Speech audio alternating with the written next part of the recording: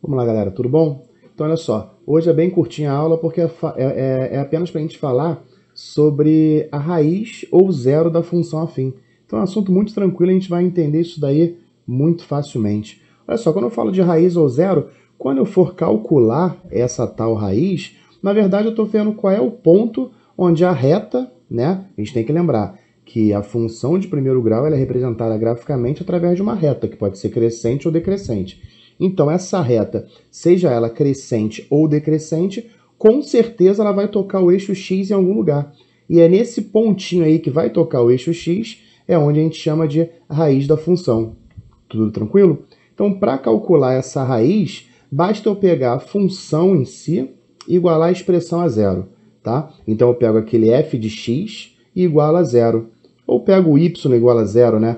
Na aula anterior eu já falei para vocês que tanto o y quanto o x são exatamente a mesma coisa, tá? Aí quando eu falo que é o ponto, a raiz é o ponto exato onde a reta toca o eixo x, eu tenho isso daqui, ó. Quando eu tenho aí a reta tocando o eixo x, eu posso dizer que essa bolinha aqui, ó, é o que a gente chama de raiz da função. É muito tranquilo, tá? Mas vamos aqui um exemplo como calcular essa raiz. Então, eu tenho aqui, ó, uma função f de x é igual a 3x mais 12. Isso é uma função de primeiro grau, né? Perdão. Por que é uma função de primeiro grau? Porque ela está escrita da forma ax mais b, tá? Então eu tenho ali o coeficiente a é 3 e o coeficiente b é igual a 12, tá? Então, como é que eu vou calcular essa raiz? Eu vou pegar a função, que é 3x mais 12, e vou igualar a zero. É o que eu fiz aqui embaixo, ó. 3x mais 12 igualei a zero. E quando eu igualei a zero, agora eu já não tenho mais uma função. Eu tenho o quê? Eu tenho uma equação de primeiro grau. E se eu tenho uma equação de primeiro grau, galera, isso daí é muito simples da gente resolver. O que eu preciso fazer? Deixar o x de um lado e jogar tudo que é número para o outro lado. Independente para onde vai o x, independente para onde vai os números. Ele só tem que estar de lados opostos, tá? Foi o que eu resolvi aqui, ó.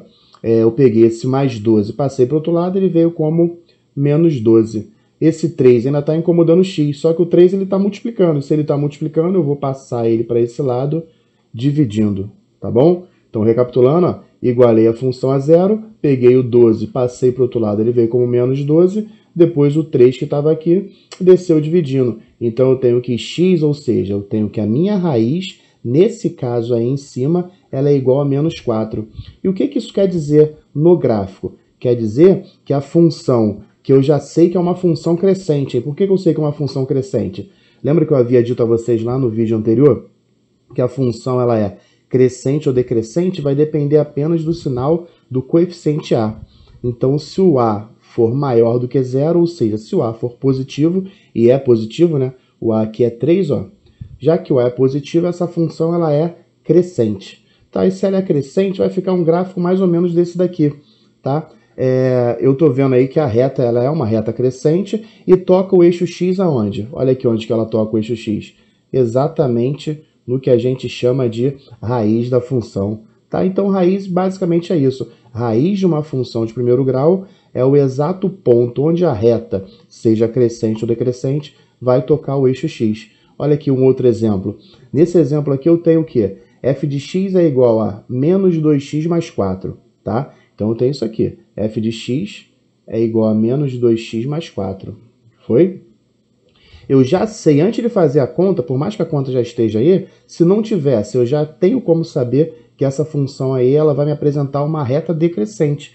E por que decrescente? Porque o coeficiente a, olha aqui, ó, ele é negativo. E se o coeficiente a é negativo, a reta é decrescente. Só que eu vou precisar agora descobrir qual é a raiz dela, tá? A raiz dessa função. Então o padrão é esse, ó. Eu vou pegar lá a minha função e vou igualar a zero. Uma vez que eu igualo a zero, agora eu resolvo, daí para baixo, uma equação de primeiro grau. X para um lado, número para o outro. Então tá tudo ali, ó. Peguei o mais 4 que estava aqui, joguei ele para o outro lado, ele foi como menos 4. E o menos 2 que está aqui, ele passa para o outro lado dividindo. Alguns alunos têm muita dificuldade e pensam o seguinte, desse lado aqui não era menos 2, então quando ele vai para o outro lado, não tinha aqui como mais 2? Não.